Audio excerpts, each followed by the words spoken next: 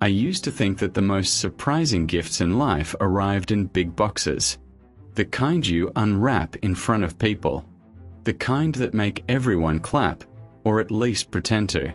But the older I've grown, the more I've realized that some gifts slip into your life so quietly that at first, you're not even sure what you've received. You just feel something shift, very slightly, like the air in a room after someone opens a window. That's how it felt when Keanu called about the island. It was a normal Tuesday. There was laundry on my couch, emails on my screen, and the slow familiar drip of a coffee machine that had started sounding more tired than I felt. I was answering messages half-heartedly, the way you do when you know you're not really present but don't have the courage to shut your laptop and walk away. The phone buzzed. I saw his name. Even after all these years, I still smile when I see it. Not because he's famous. After a while, that part fades into the background, but because, for me, he has always been the quiet friend who listens more than he talks, who remembers small details from conversations everyone else forgets.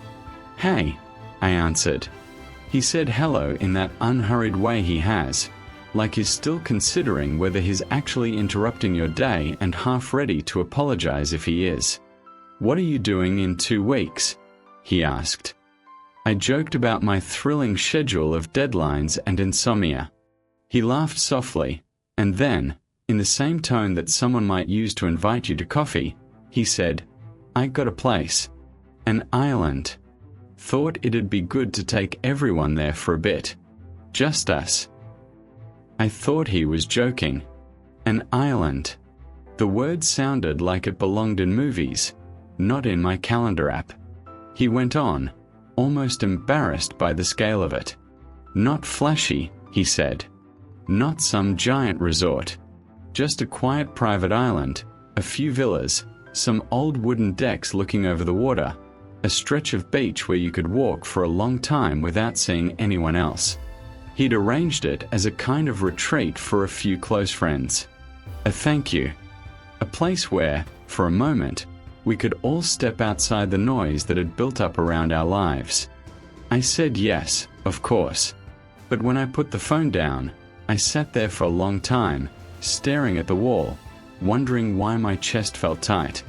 It wasn't excitement. It wasn't even disbelief. It was the unsettling sense that my life had become so crowded that the idea of stillness actually frightened me. The plane to the island was small, and the world outside the window slowly turned from grey cities to blue water. When we landed, we took a boat the rest of the way, the engine humming low against the sound of the waves. The island appeared almost shyly on the horizon.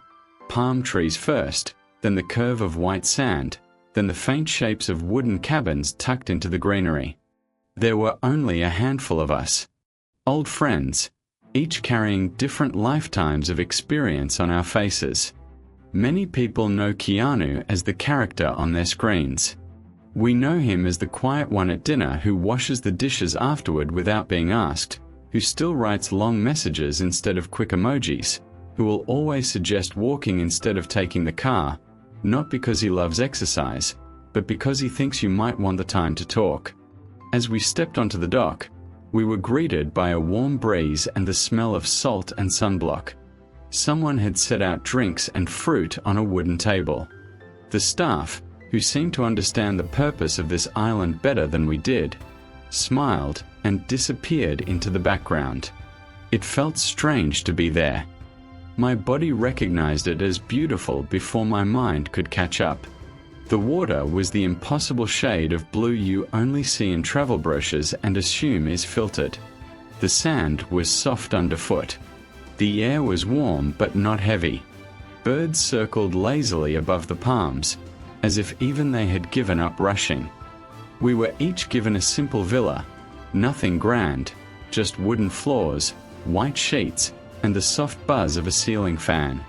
Mine had a small desk by a window looking over the water. Someone had left a notebook there, its pages empty, a pen resting on top. I remember standing there, listening to the distant laughter of the others as they explored. and feeling almost suspicious of the silence. It had been a long time since I had heard myself think without the filter of notifications. That first evening, we sat together at a long table near the beach. The sky turned slowly from blue to orange to a deep purplish pink, the kind of gradient that no photograph ever quite captures. Someone opened a bottle of wine. Someone else put on soft music that we barely noticed, because the waves already had their own rhythm. Keanu sat in the middle, quiet in the way he often is in groups, more present than anyone yet never occupying the center intentionally. At some point, between shared stories and half-finished plates of food, I asked him why he'd done this. He shrugged at first, as if it were nothing, but then he looked down at his glass and said, "I just kept thinking, we spend so much time surrounded by people, but not actually with them." I asked him what he meant. He leaned back, eyes on the darkening water. You know that feeling when you're at a party or a set or whatever, and there's noise everywhere, and you're talking, smiling, but inside, you're completely somewhere else. We all nodded. That hollow social feeling, the one that shows up at birthdays, premieres, office events, a room full of people and yet a strange loneliness pressing at the edges of your ribs. I thought maybe, he said, if we took away everything extra, the expectations, the schedules, the interviews, the questions, maybe what's left would be real. Maybe we'd remember how to just be together, without performing. His words sat there between us, like another guest at the table. I realized, with a slight sting, that I had become so used to performing versions of myself, for work, for social media, even for friends, that I no longer remembered who I was when no one was watching. Maybe that was the mystery of the island. It wasn't that a famous actor had quietly gifted a private escape to his inner circle. It was that, in a world obsessed with being seen, someone was offering us the chance to be unobserved. The days settled into a gentle pattern. We woke when we woke. No alarms. Sometimes the morning found us already scattered along the beach, each person walking alone, or sitting with a book they barely read, staring instead at the horizon as if answers might rise from it. There were no schedules. No, we have to do this activity at 3. No pressure to make the most of the experience. The island seemed to resist that kind of thinking. It simply offered itself and waited to see what we would do. I spent hours in the water, not swimming vigorously, just letting myself float on my back, watching the clouds crawl slowly across the sky. Sounds became softer, slower, the splash of a wave, the creak of a palm tree in the wind, the distant murmur of conversation drifting down the beach. At first, my mind kept reaching for my phone, even when I had left it back in the villa. I would think, I should take a picture of this, then remember that there was no need. The instinct to document everything felt strangely invasive here, like talking loudly in a library. I started to notice how restless I had become in my daily life, how quickly I jumped from one thing to the next, how rarely I allowed a moment to simply be itself without trying to capture or improve it. On the island, improvement seemed irrelevant. A sunset did not need a caption. In the afternoons, we would gather in the shade, sand still clinging to our feet, and talk. Not the sharp, quick exchanges of normal life, where everyone is half distracted and already preparing their next sentence. These were slow conversations, with long pauses that didn't feel awkward. We talked about small things, the best way to make coffee, childhood memories, the odd comfort of airplane cabins at night. And then, sometimes, in those quiet spaces, larger truths slipped out without warning. One day, someone asked Keanu, "Do you ever get used to being recognized everywhere?" He smiled faintly. You don't get used to it. You get used to pretending you're used to it. Then he added, "Fame is just a mirror with too many eyes. It doesn't show you who you are. It shows you what other people expect you to be. The sentence stayed with me long after the conversation drifted elsewhere. I realized that, in my own smaller way, I had been living inside that same mirror. Not of fame, but of expectation. At work, I had become the reliable one, the person who would always say yes, who never missed a deadline. Among friends, I was the listener, the one people called when their lives fell apart. These roles weren't lies, they were parts of me. But somewhere along the way, they had grown so big that they crowded out everything else. On the island, no one needed anything from me. There were no emails, no crises to solve, no reputation to maintain. At first, the emptiness felt disorienting, like standing in a room after the furniture has been removed. But slowly, it began to feel like space. One quiet afternoon, I sat on the small wooden deck outside my villa, the notebook open on my lap. The page was still blank. I had been carrying sentences in my head for days, small observations about the island, about myself, but each time I tried to put them down, they felt too polished, like I was already writing them for an audience. Keanu walked by on his way to the beach, a towel slung over his shoulder, hair still damp from a swim. He nodded at the notebook. "Getting anything down?" he asked. "Trying," I said. "But every time I start, it sounds like I'm writing a brochure." He laughed, that quiet, almost soundless laugh of his. Then he sat down on the step, feet in the sand.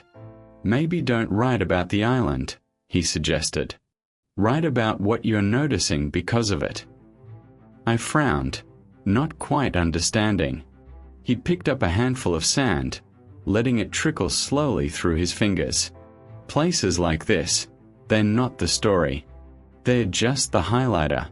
They show you what's already written inside you, what you've been too busy to read."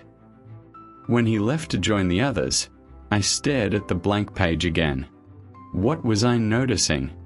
I wrote, haltingly at first, about small things, the way my shoulders seemed to drop an inch further from my ears each day, how my thoughts came slower but felt clearer, how I'd started to sleep without waking 3 times a night thinking about overdue tasks. Then the words shifted. I wrote about the subtle fear that had lived inside me for years, a fear of being still. In motion, I felt purposeful, useful.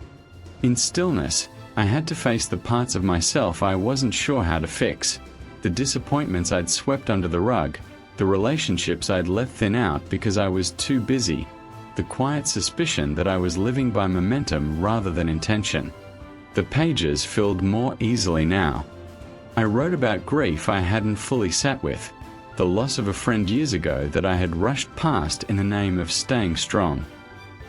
I wrote about the version of success I had been chasing, one that didn't even belong to me but had drifted into my life from other people's voices, other people's definitions. By the time the sun had begun its slow descent, the notebook was no longer blank. It wasn't a masterpiece. It wasn't meant to be. It was simply honest, in a way I had not allowed myself to be in a very long time. That night at dinner, I felt a little lighter, as if by putting those thoughts on paper I had quietly set down a bag I didn't realize I'd been carrying. One of the unspoken rules of the island was that everyone was allowed to disappear for a while without explanation. You could wander off down the beach, or take a kayak out alone, or sit on your villa's porch for hours, and no one would ask where you had been. There was a gentle trust that if you wanted company, you would seek it. If you didn't, that was okay too. I used that freedom one evening when the sky was a soft, muted blue and the air had cooled just enough to invite longer walks. I followed the curve of the beach until the sound of voices faded, replaced only by the waves and the rustle of wind through leaves. I sat down on a rock near the water's edge and watched the sea. For the first time in a long while, I let my mind wander back through my life without trying to edit the images. Childhood afternoons lying on the carpet reading. University nights spent debating philosophy with friends until sunrise. The first job that had thrilled me, not because of the title, but because of the sense of contributing to something meaningful. The slow creep of responsibilities.